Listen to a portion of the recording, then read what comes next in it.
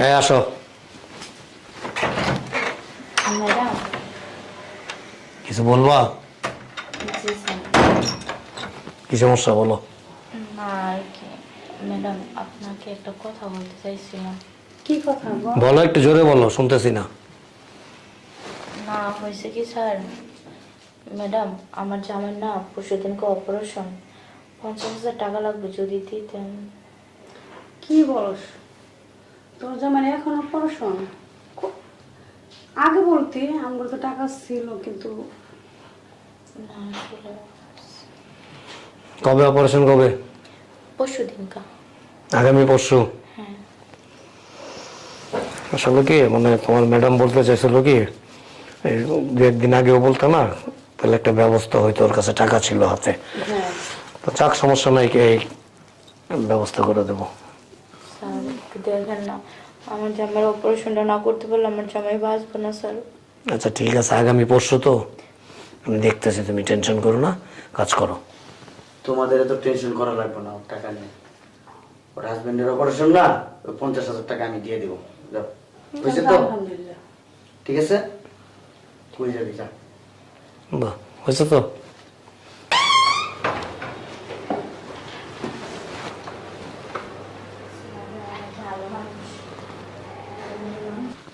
আপনার নাস্তা রেখে গেলাম, খেয়ে নিন। আচ্ছা, স্যার একটা কথা ছিল। কি কথা? না কি ওই যে ওই ওই যে বললেন না টাকা দিবেন, হ্যাঁ, টাকাটা কখন দিবেন? তোর কখন লাগবে টাকা? আমার কালকে দিলে ভালো হয়। কালকে? ঠিক আছে, কালকে দেবো টাকা, সমস্যা নাই। ঠিক আছে স্যার, আপনাদের ঋণ যে আমি কীভাবে শোধ করবো আমি বুঝতে পারতেছি না, আপনারা না অনেক ভালো। আচ্ছা স্যার, আপনার নাস্তা রইলো, আমি যাই, খাইয়ে নিয়ে হ্যাঁ। শোন, বয় এখানে, বয়, উপরে বয়, উপরে বয়, বয়। হ্যাঁ বয় বয় বয়। আরে লজ্জা পাস কেন, বয়। শোন, তুই যে বললি এই উপকারের ঋণ কিভাবে শোধ করবি, শোধ করার একটা রাস্তা আছে। কি কি বলেন স্যার? And তুই যদি চাস তাহলে আমি ঋণ শোধ করার একটা রাস্তা বের করে দিতে পারি। ঋণ শোধ করার রাস্তা? স্যার কি বলতেছেন আমি বুঝতেছি না। বুঝতেছিস না? তোর না আমার খুব ভালো লাগে। হ্যাঁ হ্যাঁ কি কি বলেন স্যার এগুলো? হ্যাঁ, তুই আমার, আমি যে তোর 50,000 টাকা দিতে চাইছি, এই টাকাটা কি তোরা কেউ দিবে? অন্য কোথাও পাবি এই টাকা? স্যার আমি কাজ কইরা মাস মানে বেতন থেকে কাইটা রেখে দেবেন। তোরে আরো 50,000 টাকা দিব, ওই 50,000 তো দিব, সাথে আরো 50,000 দিব, 1,00,000 টাকা দিব তোকে। কি বলেন স্যার? তুই শুধু আমার একটু খুশি করে দিবি। স্যার খুশি কিভাবে করব আমি? কেউ জানবে না, তোর ম্যাডাম, তোর স্যার, কেউ জানবে না। স্যার আমি আমার জামাইরে না অনেক ভালোবাসি। সমস্যা নাই, আমি তো তোর বিয়ে করবো না, তোর জামাই তুই ভালোবাস, তুই শুধু আমার সাথে থাকবি, বেশি না, একবার 1,00,000 টাকা একবারে। স্যার কি বলতেছেন আপনি এগুলো? তুই যদি আমার প্রস্তাবে রাজি না হস, তোর আমি টাকা দিব না। তোর হাজবেন্ড অপারেশন থিয়েটারে যাবেও না, আস্তে আস্তে ধীরে ধীরে মারা যাবে। তুই কি চাস তোর হাজবেন্ড মারা যাক? তোর এই শরীরে কি হবে বল, যদি তোর হাজবেন্ড বেঁচে না থাকে? তোর এই শরীরের আদর্শ কে দিবে তোর স্বামী যদি বেঁচে না থাকে?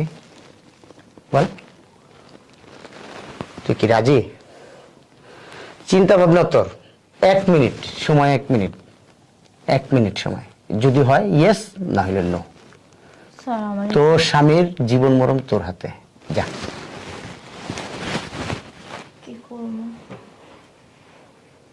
আমি তো বলবো আমার জামাইরে যদি বাঁচিতে হয় তাহলে তো ওনার শর্ত মানতেই হবে। স্যার তুই রাজি না, এটাই তো বলবি, যা, সমস্যা নাই, টাকা দিব না আমি। না না, আমি আপনার প্রস্তাবে রাজি। সত্যি? সত্যি রাজি? জি স্যার, কিন্তু স্যার ম্যাডাম বললেন না। হ্যাঁ কেউ জানবে না, কেউ। বল, তোর মারছি? হ্যাঁ, তাহলে ওর উপরে আয়, এদিকে পায়, আমার দিকে ঘুরে পায়, আরে ঘুর, তোর একটু দেখবি, ঘুর ঘুর। হ্যাঁ, ইস, তুই যে কত সুন্দর। আহ, আয় আয়, শো আমার সাথে আয়। উফ, কেমন লাগলো বল? স্যার আমার টাকাটা কখন দিবেন? ক্যাশ নিবি না চেক নিবি? না স্যার, আমি চেক বুঝি না, আপনি আমার ক্যাশ দিয়ে দিন। ঠিক আছে, একটু পরে নিয়ে আসিস। ঠিক আছে, একটু পরে দিয়ে দিব। যা তুই এখন। যে জিনিস তুই আমাকে খাওয়াইছিস আর নাস্তা এখন ভালো লাগবে না, যা।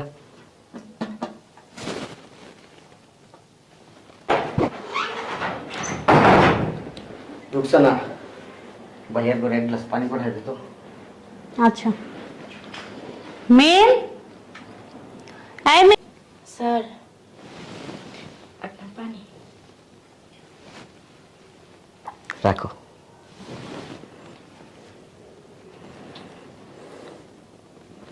স্যার বলো। আসলে এখনই লাগবে? স্যার দেন, তাহলে আমি এখন ম্যাডামের কাছ থেকে ছুটি নিয়ে যাবো গা।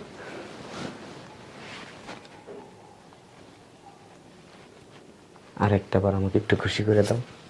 স্যার টাকা তো নিয়ে আসছি, দিয়েই তো দিব টাকা। আপনি কালকে বলছেন, কালকে আমি আপনার সাথে থাকছি স্যার, আমার এরকম ভালো লাগে না। আপনি টাকাটা দিয়ে দেন, আমি চলে যাই। আমারও না এই যে মুখের উপরে কোনো মানা শুনতে ইচ্ছা করে না, না কথাটা শুনলে না আমার এই জিনিসটা গরম হয়ে যায়। ঠিক আছে, যাও, টাকা নেই, যাও। মানা করছো না, টাকা নেই, যাও। হে আল্লাহ, কোন মহা মুসিবতে পড়লাম আমি। না পারতেছি কিছু বলতে, না পারতেছি কিছু সহ্য করতে। কি আর করার, আমার জামারে যদি বাঁচাইতে হয় তাহলে তো মানতেই হবে। থাকবি আরেকবার? ঠিক আছে, আয়। আর 2,000 টাকা বেশি দিব, 1,02,000 টাকা দিব। না স্যার, আমার তো লাগবে না, আপনি আমার 50,000 টাকাই দেন। না, আয়, এই সামনে বয়, আয়। তোর না সামনে থেকে দেখতে আমার অনেক ভালো লাগে। আয়, আরে আয় না আমার কাছে, সে ওইখানে আয়। স্যার একটা কথা, বল। এই কিন্তু শেষবার, আর কখনো কোনো কিছু আবদার করবেন না। আচ্ছা ঠিক আছে, আর কখনো আবদার করব না। তো তোরে দেখলে আমার আর ভালো লাগে না রে। আয়। কি রে মেয়ে? কই কিছু না ম্যাডাম, তোর জামার কি শরীর বেশি খারাপ? তাহলে কেন কান্না করস? কি হয়েছে বল? কিছু না ম্যাডাম। কই কিছু না ম্যাডাম, আর টাকা তো আমার ভাই দিয়ে দিছে তাই না? আপনার আপনার ভাই একটা খারাপ লোক, ওনার শয়তান, তুই আমার ফেরেস্তার মধ্যে ভাইয়ের তুই খারাপ বলতেছ? জানতাম ম্যাডাম যে আমার কথা আপনি বিশ্বাস করবেন না। আপনারা বড় লোক দেখে কি আমাদের কোনো দাম নাই? আমরা গরিব, আমরা গরিব মানুষের বাসায় কাজ করে খাই। আমি তো কয়টা টাকা চাইছি আমার জামার জান বাঁচানোর জন্য। আপনার ভাই আমাকে প্রতিনিয়ত ইউজ করে গেছে, আমাকে 1 টাকাও দেয় না এখন পর্যন্ত। তুই এত বড় মিথ্যা কথা বলতে পারতেছ আমার ভাইয়ের নামে? কে টাকা দেয় নাই? কিসের টাকা দেয় নাই? কিসে কান্না করতেছে কেন? কিসে মিম? আর দেখো না কি বলতেছে। আমি সত্যি কথা বলতেছি স্যার। তোমার জামাইয়ের চিকিৎসা হয় না? টাকা তো দিয়ে দিছে নাকি? স্যার টাকা দেয় নাই আমার, আর উল্টো করে আমাকে প্রতিনিয়ত ইউজ করে গেছে স্যার। এই মাথা ঠিক আছে তোমার? হ্যাঁ, কার নামে কি বলতেছো তুমি? স্যার আমি জানি কান্নায় কি বলতেছি, কিন্তু স্যার বিশ্বাস করেন আমি সত্যি কথা বলতেছি। স্যারে আমাকে টাকা দেয় নাই, আমি স্যারের কাছে টাকা চাইতে গেছিলাম, কিন্তু প্রতিনিয়ত স্যারে শুধু আমাকে ইউজ করছে আর আমাকে ভয় দেখাইছে, কইতে যদি আমার সাথে না থাকিস তোর জামার চিকিৎসার টাকা আমি দেবো না। আমার কথা যদি তুই না মানুষ, তোর জামাই চিকিৎসার অভাবে মারা যাবে, কিন্তু স্যার এখন পর্যন্ত আমার টাকাটা দেয় না স্যার। কি হয়েছে তুমি আমাকে বলো তো, খুলে বলো। স্যার গত 15 দিনকে আপনারা যখন বাইরে গেলেন, ম্যাডাম আমাকে বললো যে তোর স্যারকে নাস্তা দিস। আমি তখন নাস্তা দিতে গেছিলাম। শুনবেন স্যার কি করছে আমার সাথে? বলো। শুনেন তাহলে, বুঝতে পারছেন আমি সত্যি বলি না মিথ্যা বলি, আমার সাথে কি হয়েছে। ওঠো, কান্না করো না, ওঠো ওঠো। তোমাকে কিন্তু আমি বলছিলাম যে আমি টাকা তোমার জন্য ব্যবস্থা করব। মাঝপথে যখন ও বললো যে আমি টাকা দিয়ে দিব, সেজন্য আর আমি করি নাই। আর তুমি তো আমাকে একটাবার অন্তত বলতে পারতা। এই ভুল তোমার অবশ্যই হয়েছে, তুমি এটা মারাত্মক ভুল করছো। সে যখন তোমাকে প্রস্তাব দিতে, তোমার উচিত ছিল আমাকে জানানো বা তোমার ম্যাডামকে জানানো। সি সি সি সি সি, আমার এই ফেরেস্তার মতো ভাই জানতাম আমি এত খারাপ।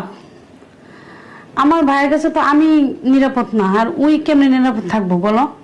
বুঝতে পারছো এবার? ডাকো তোমার ভাইরে, ডাকো। আরে কি হয়েছে তোরা এমন চিল্লাচিল্লি করতেছিস কেন? এই তোমাকে একটা টাকা দিলাম, হ্যাঁ? তোমার হাজবেন্ডের না কালকে অপারেশন, ওরে ছুটি ঘরের কাছে। তোর সাইডে দিব না, তোর আমি এতদিন ফেরাস্তা ভাবছিলাম।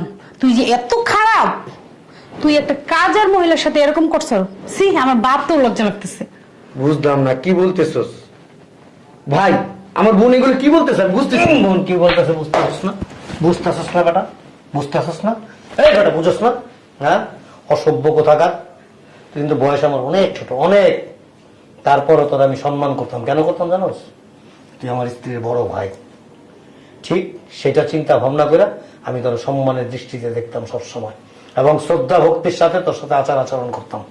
কিন্তু তুই যে এরকম একটা নোংরামি। এই মেয়ে, এদিকে আসো, এদিকে আসো। ওর চেহারাটার দিকে তাকায় দেখতো। ওর মতো এরকম হাজারো মেয়ে আছে যারা সংসারের অভাব অনটনের তাড়নায়, অনেকে স্বামী আছে, অনেকে স্বামী নাই, মা আছে, বাবা আছে, ভাই আছে, বোন আছে, পেটের দায়, পেটের ক্ষুধা মিটানোর জন্য বিভিন্ন বাসা বাড়িতে বা বিভিন্ন প্রথা ধ্বংস করে দেয়, নৎসাৎ করে দেয়। তোদের মতো লোকেরদের এই সমাজের থেকে জুতা পেটা কইরা তারপরে বিতাড়িত করা উচিত। আপনারা কি বলতেছেন? আমার কোনো কথা কবি না, খবরদার। কোনো সাফাই গাবি না, তোর কোনো সাফাই গাওয়ার কোনো রাস্তা নাই।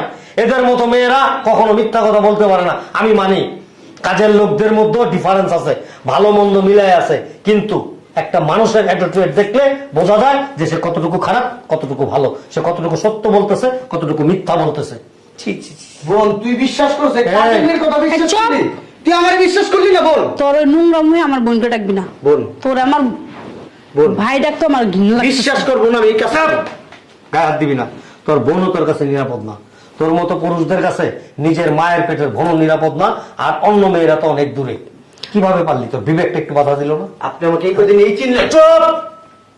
আমি আরো কয়েকদিন দেখছি তোরে বিভিন্ন দৃষ্টিভঙ্গি তোর দিকে তাকাইছি, কিন্তু আমি কোনো সময় কখনো আসো না বিলিভ করতে পারি নাই। কেন পারিনি জানোস? যে একটা অসহায় মেয়ে, গরিব মানুষ, এখানে কাজ করে, তারপর তার স্বামী আছে। আর দেখ, এই মেয়ে কিন্তু ইচ্ছা করলো স্বামীরে ত্যাগ করে দিতে পারতো। ওর স্বামীর অনেক বড় একটা রোগ হয়েছে, স্বামীর চিকিৎসার জন্য সে তার দেহটা অন্যজনকে দিয়ে দিতে পারতো, কিন্তু দেয় নাই। কিন্তু এমন একটা পর্যায়ে সে আইসা গেছে, তার দেয়ালে পিঠ ঠেকে গেছে। সেই ইজ্জত তারা বড় মনে করে না, তার স্বামীর জীবনটাকে সে বড় মনে করছে। এরকম নারী পাওয়া অনেক ভাগ্যের ব্যাপার। আর তুই সেই নারীর, সৎ নারীর সতীত্বটাকে নষ্ট করে দিছ টাকার প্রলোভন দেখায়, তারপর টাকা তারা দেশ নাই। এই বাড়ির গেটের সামনে তোর আর না দেখি, আর আমাদের সাথে মোবাইলেও কোনো সময় যোগাযোগ করার চেষ্টা করবি না, তাহলে কিন্তু আমি তোর বিরুদ্ধে কঠোর অ্যাকশন নেব। আমি এখনো পারি ইচ্ছা করলে নিতে, নিব না। কেন নিব না জানোস? তোর মান সম্মানের ভয় নাই, মান সম্মানের কোনো মূল্য নাই। এই মেয়েটার মান সম্মানের মূল্য আছে। এই জিনিসটা জানাজানি হইলে ওর স্বামীও মনে কষ্ট পাবে, আর সমাজের থেকে ওরে বিতাড়িত করে দিবে। সমাজ ওকে নোংরা দৃষ্টিতে দেখবে, কারণ সমাজ তো আর এগুলি সাক্ষী প্রমাণ খুঁজবে না, বা একটা মানুষের সরলতার কিছু বিশ্লেষণ করে দেখবে না। শুধু ভাববে যে টাকার কারণে এই মেয়েটা তার সতীত্ব তারে দিয়ে দিছে, এই মেয়েটাই লুভি। আসলে তো এটা না। আমরা তো আমাদের বিবেক দিয়ে কখনো বিচার বিশ্লেষণ করি না। সো আমরা গোনা।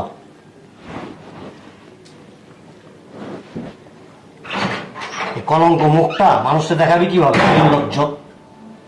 মেম, তোমার কিন্তু এখানে ভুল আছে। এখন তার ও নাই এখানে, তুমি অনেক বড় ভুল করছো। শুধু তুমি না, আমি প্রত্যেকটা মেয়ে মানুষকে বলবো এই ভুলটা করার আগে যেন অন্তত একটা বারের জন্য হলো সে চিন্তা করে যে আমি যদি এটার কাউন্টার দেই, আমি যদি এটার প্রতিবাদ করি, তাইলে এই জিনিসটা আর ঘটবে না। তুমি যদি একটা বার অন্তত আমাদেরকে বলতা। প্রতারকরা তো প্রতারণার ফাঁদে ফেলায়, তারপর একটা বিপদে ফেলায়। কিন্তু প্রতারণার ওই প্রতারকদের প্রতারণা থেকে বাঁচতে হলে কি করতে হবে? তোমাকে সচেতন হতে হবে।